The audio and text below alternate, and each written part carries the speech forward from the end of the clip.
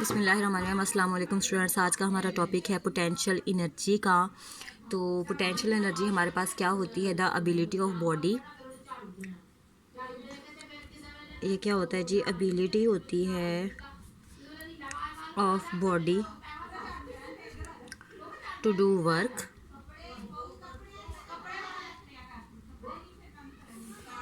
Work due to its position.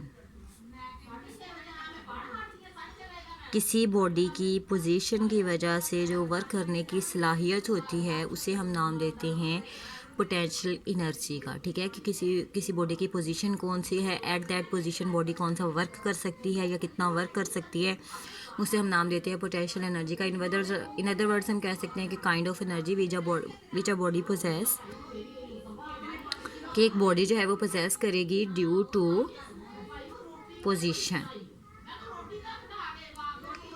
ठीक है कि पोजीशन की वजह से किसी बॉडी की जो एनर्जी होगी उसे हम नाम देंगे पोटेंशियल एनर्जी का। इसे स्मॉल में शॉर्ट लैंग्वेज में P.E जो है वो लिखा जाता है।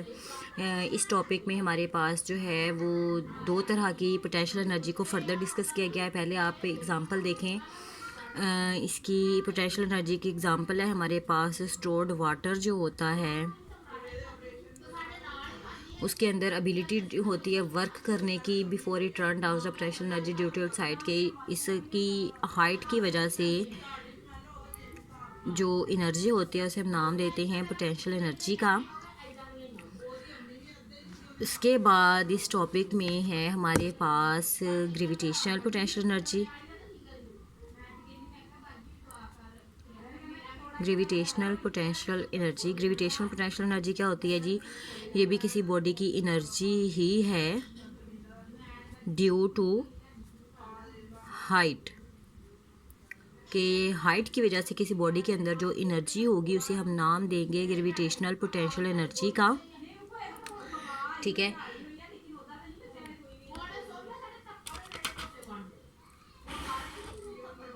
फॉर एग्जांपल हमारे पास है कि हम एक हैमर को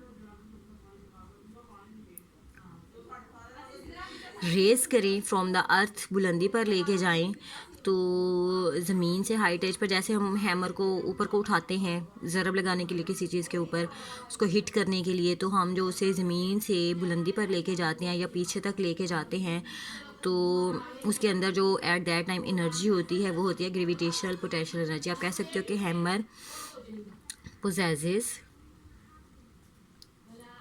ग्रेविटेशनल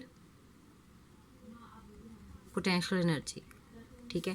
उसके बाद इस टॉपिक में है हमारे पास इलास्टिक पोटेंशियल एनर्जी। ठीक है। तो किसी बॉडी के अंदर इलास्टिक का मतलब होता है खिंचाव, तनाव वगैरह। खिंचाव भी कह सकते हो, लचक। ठीक है। तो किसी बॉडी के अंदर खिंचाव की वजह से, तनाव आने की वजह से जो एनर्जी होती है वो होती है उसकी इलास्टिक पोटेंशियल एनर्जी। यानी कि अगर आपने किसी बॉडी को स्ट्रेच किया था तो वो स्ट्रेच करने की वजह से उस बॉडी के अंदर जो एनर्जी होगी उसे हम नाम देंगे इलास्टिक पोटेंशियल एनर्जी का। आप कह सकते हो कि a stretch body possesses, a stretched body has energy which is called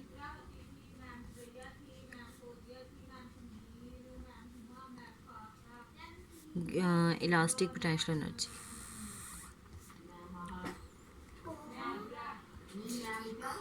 ठीक है। उसके बाद इसकी एग्जांपल है कि जिस तरह से एक तीर कमान जो होता है उसे ही आप तीर कमान जो है जब आप उसे ऐसे इस रबड़ बैंड को खींचते, ठीक है, तो आप इसको खींचते हो, इसकी रबड़ बैंड को, या जैसे सिंपल गुलेल होती है आपके पास, गुलेल को खींचते हो तो उसके अंदर जो एनर्जी होती है वो आपके पास जो है वो इलास्टिक पोटेंशियल एनर्जी होती है। या फिर आप अगर रबड़ बैंड की एग्जांपल देखो, वो भी जब हम स्ट्रेच करते हैं तो उसके अंदर जो एनर्जी होती है वो इलास्टिक पोटेंशियल एनर्जी होती है। उसके बाद इसका एक्सप्रेशन ड्राइव किया गया है। तो सबसे पहले जो इसका फार्मूला होता है वो होता है हमारे पास mgh। यहाँ पर इस केस में हमारे पास पहले हम देखते हैं कि जो पोटेंशियल एनर्जी होती है वो इक्वल टू होती है वर्क डन।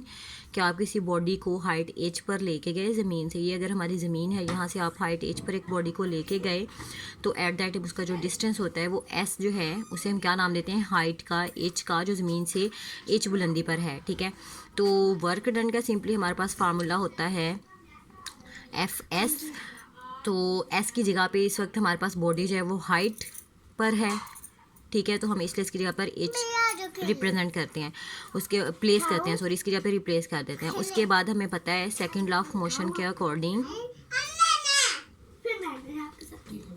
ठीक है, सेकंड लॉ ऑफ मोशन के मुताबिक F is equal to W होता है। तो आप इसका मतलब है potential energy is equal to, आप कह सकते हो डब्ल्यू एच, लेकिन फिर हम कहते हैं कि W is equal to M G होता है।